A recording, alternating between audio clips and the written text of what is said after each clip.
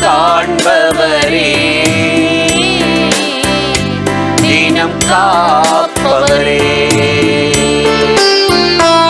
என்னை காண்பவரே, தினம் காப்பவரே, ஆராய்ந்து அறிந்திருக்கிறே, சுற்றி சுற்றி சூழ்ந்திருக்கிறே, என்னை ஆராய்ந்து அறிந்திருக்கிறே, சுற்றி சுற்றி சூழ்ந்திருக்கிறே, நான் அமர்வதும் நான் எழுவதும் நன்றாய் நீ அறிந்திருக்கிறே, நான் அமர்வதும் நான் எழுவதும் நன்றாய் நீ அறிந்திருக்கிறே, என்னை காண்பவரே, தினம் காப்பவரே,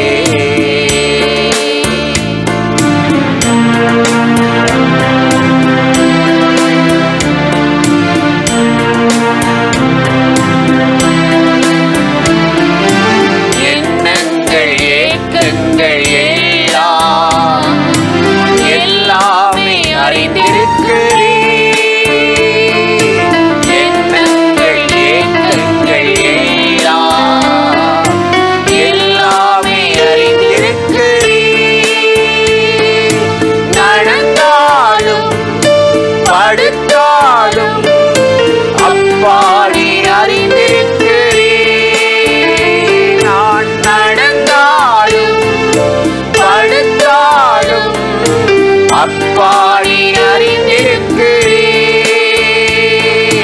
நன்றி ராஜா இயேசு ராஜா, நன்றி ராஜா இயேசு ராஜா, என்னை காண்பவரே, தினம் காப்பவரே,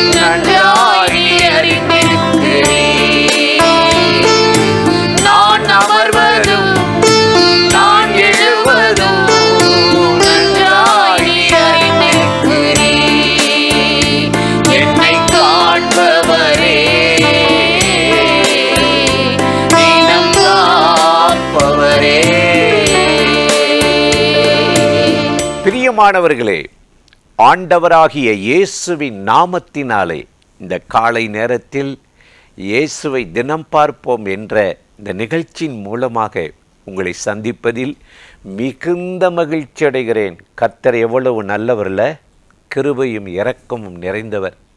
இந்த நாளையும் நம்மை கட்டாயம் ஆசீர்வதித்து கிருபையால் நிரப்பி நடத்துவார்.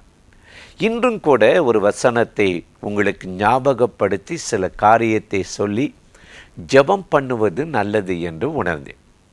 நீதிமொழிகள் 13ஆம் அதிகாரம் 13வது வசனத்தை வாசித்தீங்கன்னா இங்கே அருமையான ஒரு வார்த்தை சொல்லப்பட்டிருக்கிறது. திருவசனத்தை அவமதிக்கிறவன் நாசமடைவான், கற்பனைகளுக்கு கீழ்ப்படுகிறவனோ அதன் பலனை அனுபவிப்பானான். எவ்வளோ நல்ல வார்த்தையில், வார்த்தை கீழ்ப்படிந்தால் பலன் அனுபவிப்போமா, அதை அவமதித்தால் நாசமாயிருவான். ரொம்ப அருமையாக சொல்லுது. தேவனுடைய வார்த்தை உண்மையிலே அது ஆவியும் ஜீவனுமாய் இருக்கிறது. அந்த வார்த்தை கர்த்தருடைய வாயிலிருந்து புறப்பட்டது. இது மனுஷனுடைய வாயிலிருந்து வந்ததல்ல. வானமும் பூமியும் ஒளிந்தாலும் இந்த வார்த்தை ஒளியாது. இந்த வாயிலிருந்து புறப்பட்ட இந்த வார்த்தைக்கு பேர் தான் வேதம்னு சொல்லுகிறது, அல்லது திருவசனன்னு சொல்லுகிறது. இதை நம்ம கேர்லெஸ்ஸாக எடுத்துக்கிட்டு யாருக்கோ ஆண்டவர் எழுதியிருக்கார், எதுக்கோ சொல்லியிருக்கிறான்னு சொல்லி நான் அதை தொடவும் மாட்டேன், படிக்கவும் மாட்டேன்னா வசனம் சொல்லுது, திருவசனத்தை அவமதிக்கிறவன் நாசமடைவான். டெய்லி அதுக்கு ஒரு நேரம் ஒதுக்கணும், நம்ம படிக்கணும். ஏன்னா இதுதான் நமக்கு பலன். உலகத்தில் எதிர்நீச்சல் போட்டு வாழ்கிறோம். பல உபத்திரங்களை, பாடுகளை, நிந்தைகளை, அவமானங்களை சந்திக்கிறோம். நம்முடைய மனம் கலங்கி போகுது, ஆத்துமா பலன் இல்லாமல் போகுது, நம்பிக்கையற்று போகிறோம், ஜெபிக்க முடியாமல் போகிறோம். ஏன்னா நமக்கு பலன் இல்லை. நீங்கள் பவுல் அதை பற்றி ரொம்ப அழகாக சொல்லுகிறார், எழுதுகிறார். என்ன சொல்றாருன்னா, எபிரேயர்ல நீங்கள் குழந்தைகளைப் போல இன்னும் பால் குடிக்கிறவர்களாகவே இருக்கிறீங்க, உங்களுக்கு பால் அல்ல பலமுள்ள ஆகாரம் வேணுன்றார். எபிரேயர் 5:14 வாசிக்கும்போது, பால் உண்கிற எவனும் குழந்தையே, ஆனால் உங்களுக்கு பலமுள்ள ஆகாரம் வேணுன்றார். ஏன்னா உங்கள் ஆத்துமா பலம் அடையணும், மனம் பலமடையணும், எதிர்ப்பை மேற்கொள்ளணும், சத்துருவின் திட்டங்களை முறியடிக்கணும். அப்படின்னா உள்ளான மனுஷனும் பலன் வேணும். இந்த வசனம் ஒரு மனுஷனை பலப்படுத்தும். குழந்தைக்குரியவர்களை களைந்து விட்டு பயத்தை எடுத்து போட்டு என்னை பலப்படுத்துகிற கிறிஸ்துவினாலே எதையும் செய்ய பலம் உண்டு என்ற ஒரு தைரியத்தை, பலத்தை கொடுத்துரும். சும்மா மேலோட்டமா, மகனே பயப்படாதே, நான் இன்னாலும் உன்னோடு இருக்கிறேன், அதுதான் அந்த வசனம் கேட்டு எத்தனையோ வருஷம் ஆயிடுச்சே.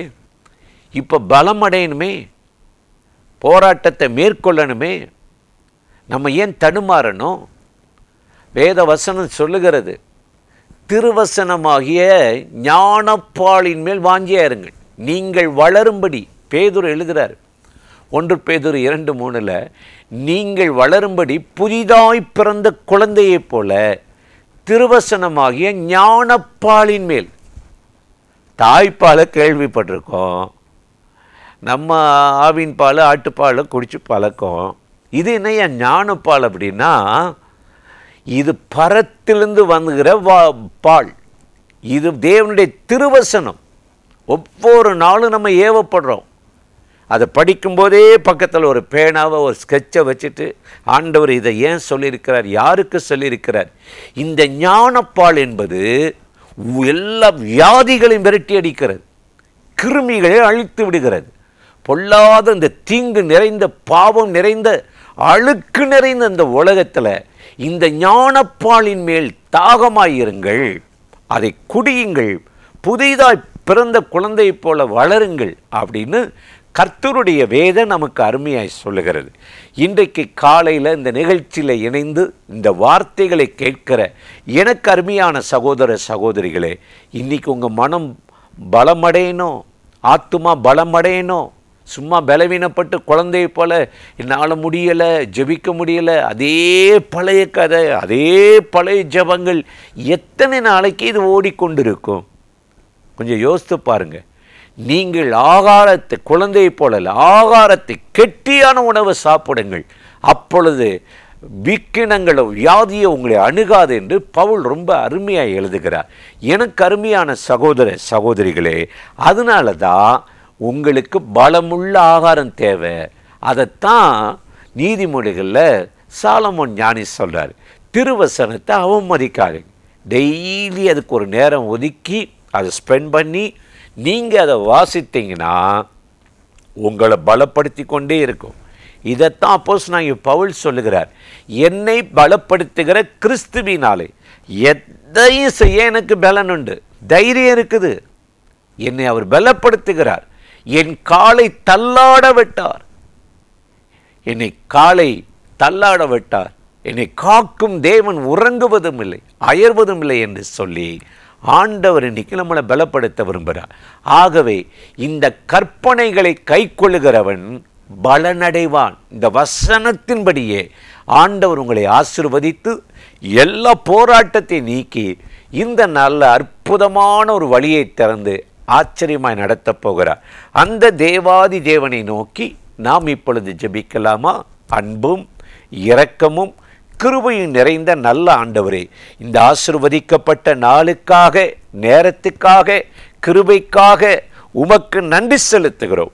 இப்பொழுது யாரெல்லாம் இந்த நிகழ்ச்சியில் இணைந்து இந்த வார்த்தைகளை கேட்கிறார்களோ அவர்களை திருவசனம் பலப்படுத்தட்டும், பலமுள்ள ஆகாரத்தை கொடுக்கட்டும், சத்துவம் அல்லாதவர்களுக்கு சத்துவத்தை பெருக பண்ணட்டும். எல்லாவற்றையும் மேற்கொண்டு ஜெயமுள்ள ஒரு வாழ்க்கை வாழ கர்த்தர் ஒவ்வொருவருக்கு நீ கிருபை செய்து ஆசீர்வதிக்கும்படி இயேசுவின் நாமத்தில் வேண்டிக் கொள்ளுகிறோம் எங்கள் உயிருள்ள நல்ல பிதாவே. ஆமீன், ஆமீன், ஆமீன்.